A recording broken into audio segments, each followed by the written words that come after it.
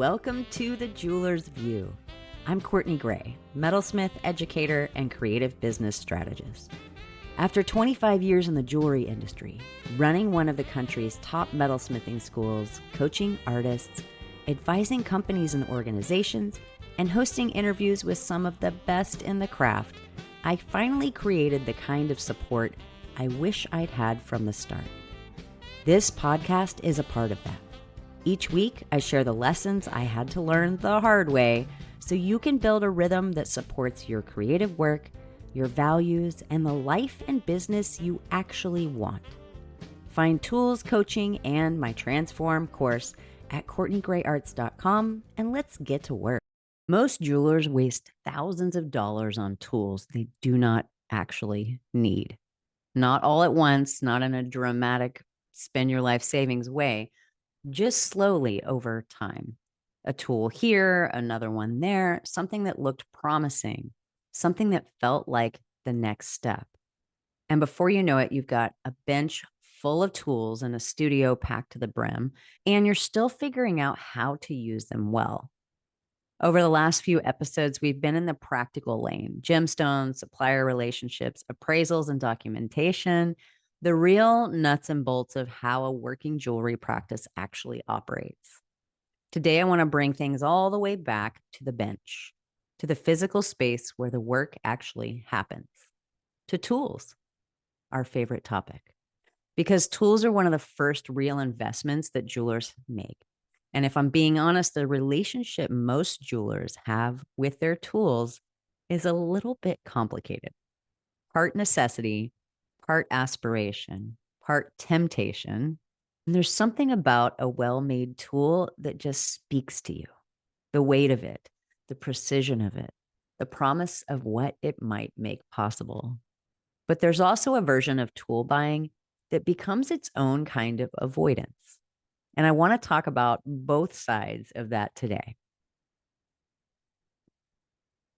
Most jewelers start with less than they expect and more than they need. A flex shaft, a torch, a saw frame and some blades, files, pliers, basic soldering setup, a bench pen, a place to sit and work. With that, you can make an enormous range of jewelry. And this is important to understand early. You are not being held back by what you don't own. You are being held forward by your hands, your eye, and your understanding of the material and the tools that you have. And those things, they don't come from buying more. They come from using what you already have, from repetition, from mistakes, from figuring out why something didn't work and trying again. The tools support that. They don't precede it. Once you're working consistently, something interesting happens. The work starts asking for tools. You try to form something and you're fighting the material. You repeat a design and your results aren't quite as consistent as you want. You learn a new technique and realize, okay, now I need something specific to do this technique. That's the right sequence. The work leads. The tools follow. And when you build your bench that way, it becomes tailored to how you actually work, not what you thought you might need. The alternative is buying speculatively. And that's where things get expensive and cluttered, because now you've got tools you don't fully understand, taking up space and pulling your attention in too many directions. We're thinking, I have it, I should be using that. No, I should be using this, right? I see this all the time. Tools becoming a distraction, feeling like I need this before I could do that, or just too many options in front of you and no clarity on where to start. That's not really a tool problem. That's a direction problem. And no purchase fixes that. One of my most used tools is a bent eyeglass screwdriver. Not fancy, not specialized, just one of those tiny flatheads you get from an eyeglass fix-it kit. At some point, it got bent.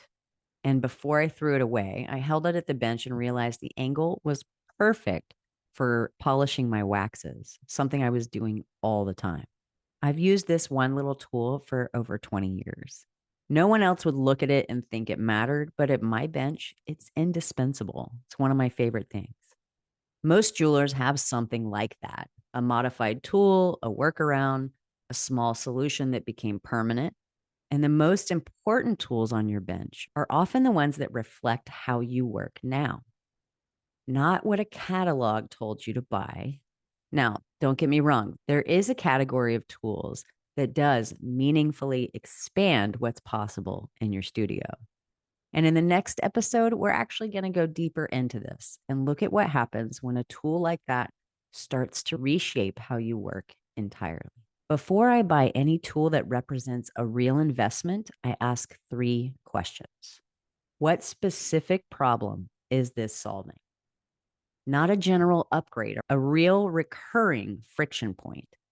How often am I encountering that problem? Daily is way different than occasional. I also ask, is this actually a tool limitation or is it a skill limitation? Because sometimes the tool is the bottleneck and sometimes it's just practice and repetition.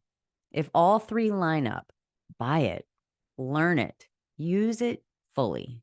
If they don't, wait. The work will tell you when it's time. Your community is one of the best resources here. Ask people what they love, what solves problems for them for certain circumstances. But more importantly, maybe ask what they regret buying. The tools that didn't get used, the ones that they thought would work but didn't fit their actual workflow. That information, take it from me, is expensive to learn on your own and incredibly valuable when shared. I want to leave you with this. We've talked about stones, relationships, documentation, tools. All of it matters, but underneath all of it is something none of those things can replace. It's the way that you see, your sense of proportion, your sensitivity to material, your instinct for what a piece wants to become. That's what people respond to. The tools support the designs. The relationships expand it. The documentation protects it. But the center of all this is what you bring to the bench that no one else can. Protect that. Develop it. Give it time. Everything else is in service of that. Build the relationships, choose the tools wisely, and let your work lead the way. I'll see you next week.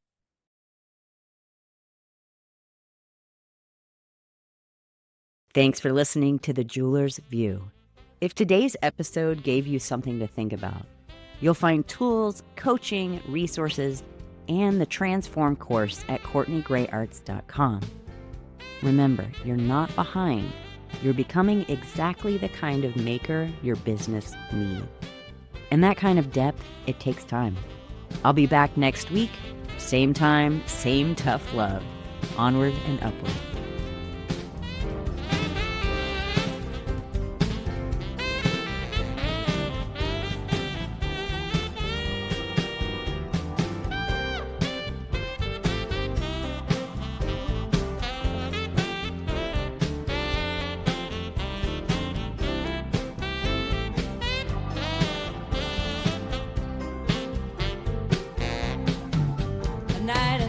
Singing bowls and stories untold.